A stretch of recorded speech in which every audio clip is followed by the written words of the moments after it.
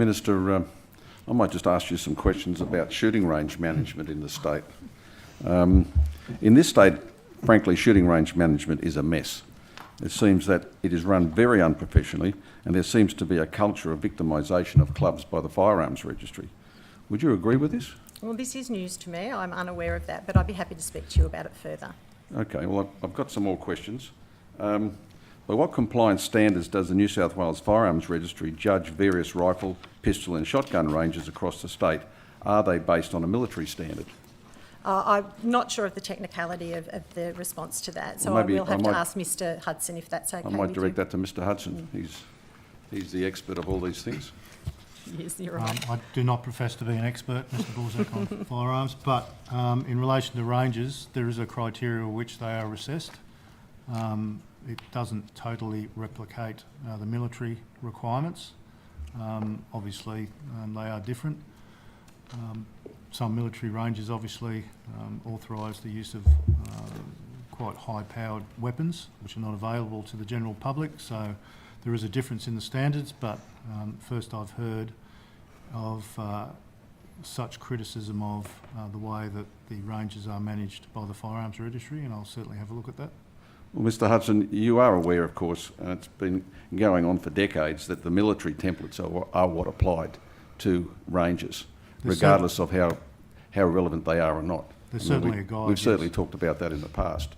Military templates are what is being applied. And if the range conditions employed by civilian rangers are fixed firing points strenuously supervised by range officers at all times, why are compliance standards used those for military ranges which feature fully automatic weapons, and they don't appear on ordinary civilian ranges, grenades and mortar fire, as well as moving fire and active fire? Surely these are entirely inappropriate and excessive for civilian ranges. Would you agree with that statement? I'd agree that some of those ordinances are totally inappropriate for a civilian range. Civilian ranges are normally in... Mr Hudson, they're the sort of standards that get applied to ranges all over the state all the time. As I said, military standards are used as a guide, sir, not totally replicated. Obviously there are some differences. Ranges, civilian ranges can be housed in residential areas or areas which are not isolated, such as military ranges are, which are very isolated from the general community. And obviously the assessments that the Firearms Registry conducts, the interests are in for public safety, which is obviously the intent of the Act. Well, you raised the issue of the Firearms Registry conducting reviews, and so having said that, can you detail the qualifications of the staff members, for example, such as Max Duguid, who ratify ranges and control ranges across the state? What was the criteria for their employment in the past? What sort of professional learning do these employees regularly complete to ensure that they are at the forefront of civilian range design and compliance standards? Are these subject to the same code of conduct as police and governmental jobs when interacting with clubs and stakeholders in the course of their employment? I'll take that question on notice, sir. The individual, I'm not totally sure. I didn't recruit the individual or individuals. The registry obviously go through that process. I'm not privy to their CVs. Thank you. I can do that. When a range is restricted for one reason or another, and believe me, it happens every day of the week, what sort of technical report is provided to the Club Management Committee? What does this include the ballistic and technical mapping measures necessary to overcome the reasons for the restrictions? And what time frame does the committee receive the report after restrictions are handed down? Again, you're speaking, I assume, in relation to individual reports that you have access to, which I don't. I would take that on notice and get back to you as a general principle. Mr Hudson, the reality is no such reports are ever issued. It's just the whim of Mr Duguid or whoever happens to be the inspector at the time. One day he comes along and does an assessment and says, this is what you've got to do. He says, I'll come back in a certain amount of time, comes back and suddenly, oh no, that's not what I said. You have to do this, this and this. No written reports are ever issued, Mr Hudson. It's totally unprofessional, and frankly, it's unacceptable, and it's been going on for decades and decades and decades. Prior to him, it was Mr Oakley and others. It always goes on. This is a process of oppression of clubs and committees. It's extremely expensive and extremely costly, and it's frankly unnecessary. Would you agree with that? I don't agree, sir, with that. It's not an issue that's been raised with me through the Firearms Consultative Committee. If you say it's gone on for decades, then I'm surprised I haven't heard of that. And I'll certainly have a look at it and we'll take it on notice. I don't know what goes on in the Firearms Consultative Committee, but I would be surprised if these discussions around range management haven't occurred in the past. I would be very surprised by that. If the Firearms Registry does not hire range compliance officers with technical qualifications, and that's my assertion, that allow them to give data-informed design decisions suited for civilian shooting ranges to the Commissioner, is the Commissioner aware of the significant liability threat that these unqualified positions leave the taxpayer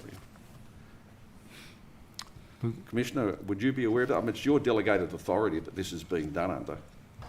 Yeah, as Mr Hudson said, I'll take that on notice. It's the first time I've become aware of that being a concern, and we'll get the information for you. Why does the New South Wales Firearms Registry, and again, perhaps this is through to you, Mr Hudson, continue to strenuously resist accepting industry-based, professional, risk assessment-derived range decisions from companies who specialise in this area of expertise internationally, and instead hand this huge responsibility to unqualified employees? I think I said earlier, sir, I'll take the question of the qualifications of the employees on notice. I didn't recruit them, but I'll certainly get back to you. So I can go back to the earliest days when of the last government, when Mike Gallagher was Minister for Police, and we went through exactly the same discussions with him. We went through the same discussions in relation to budget estimates about range management, the qualification of people and ranges, the risk assessment process, the unprofessional nature and approach of the interaction of the Firearms Registry assessors with the club committees. And it's all strenuously been ignored over the decades. It's all strenuously been allowed to continue as a process, in my view, of oppression. It's unnecessary, it's unprofessional of the police, and you should be doing better. Much, much better. And in the end of the day, if it requires the Minister to do something, Ms Catley, you really should have a very serious look at the appropriateness of how military range templates are being applied and standards to the New South Wales range arrangements. Frankly, the clubs of this state and the shooters don't have enough money to continually chase the New South Wales Firearms Registry around the block every year, year in, year out, issuing, trying to deal with the whims and compliance whispers that come from the Firearms Registry in accordance with what something like Mr Dogood would say one day is fine, and then turn up a month later and say, I'm sorry, but what I told you before is not appropriate.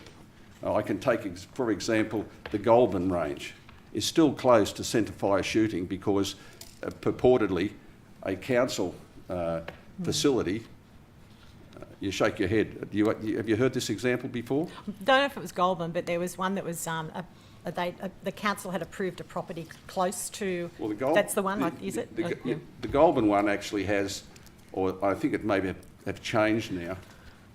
Had a. If you look at the template on the map, the military template, the Goulburn Council was going to be building a facility right up in the far corner of it. That has since been removed.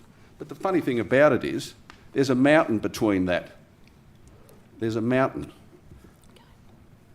It begs any credulity, it begs any relief that this range is still closed to normal centrefire. And that range has been operating since the days when the Anzacs were shooting there. And yet we can get no compliance help from the government, and we cannot get the Firearms Registry to actually lift those restrictions on that range, and let's get on with it. What has changed? Why? It's just, in my view, straight up and down bastardisation, Minister. That's what it is. It's unnecessary and it should not be done in that fashion.